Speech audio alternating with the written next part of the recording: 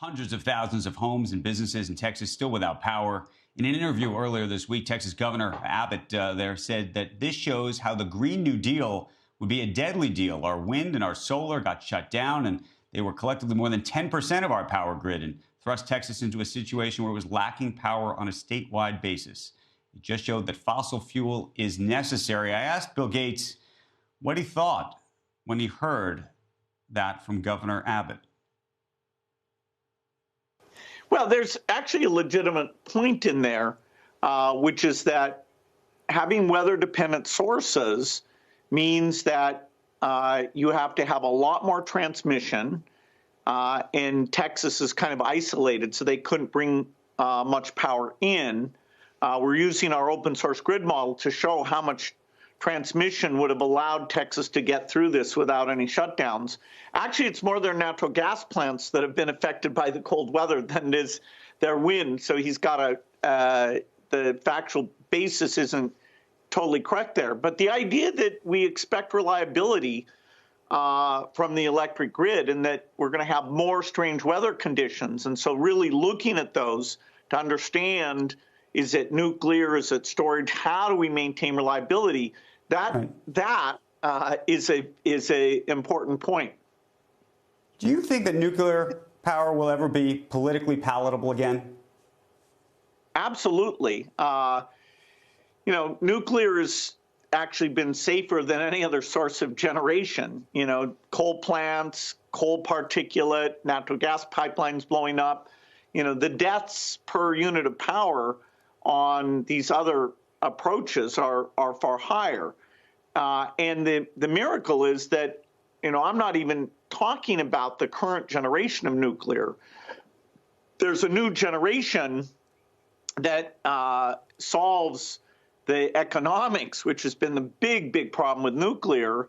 And at the same time, it revolutionizes the safety. And so, the next 5 years, the U.S. government is funding demonstration projects, one of which is TerraPower, and it's 50% private money, primarily from me. So, as we solve these engineering problems and cost problems, I hope people will be open-minded to see how incredibly safe the next generation will be.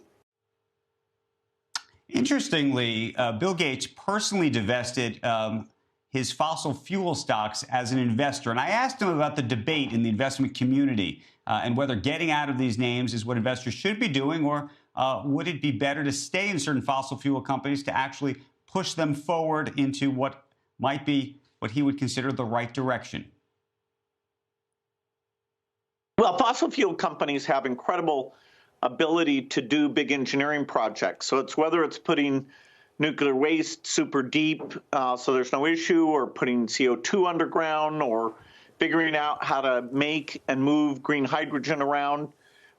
The capabilities of those companies can be applied in a very positive way. I happen to divest my direct ownership of those things, but I don't claim that's going to reduce a single ton of emissions. Reductions come from investment, not divestment. And certainly we're going to be using fossil fuels to get to work and, to have the economy work. We hope we can drive that demand down over the next 30 years. So, I'm not, saying everybody should divest.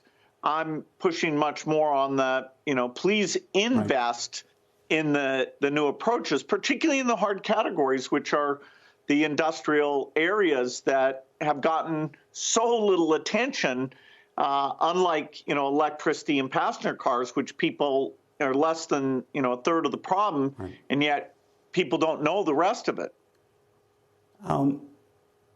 So much of the effort so far has been focused in the business world on buying carbon offsets. I note you apparently bought some carbon offsets for yourself personally, which I found fascinating. How much did you spend for yourself annually? I'll spend over $7 million a year, and I'm paying on average over $400 a ton. So people like Climeworks does direct air capture. People like World Energy provide aviation biofuels.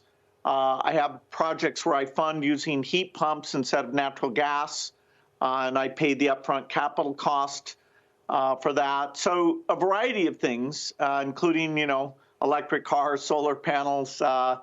And, I hope as I purchase clean aviation fuel, that can be catalytic to growing that market, driving innovation and competition, that same learning curve that has worked so well for solar and lithium-ion batteries. Right. Shepard Smith here. Thanks for watching CNBC on YouTube.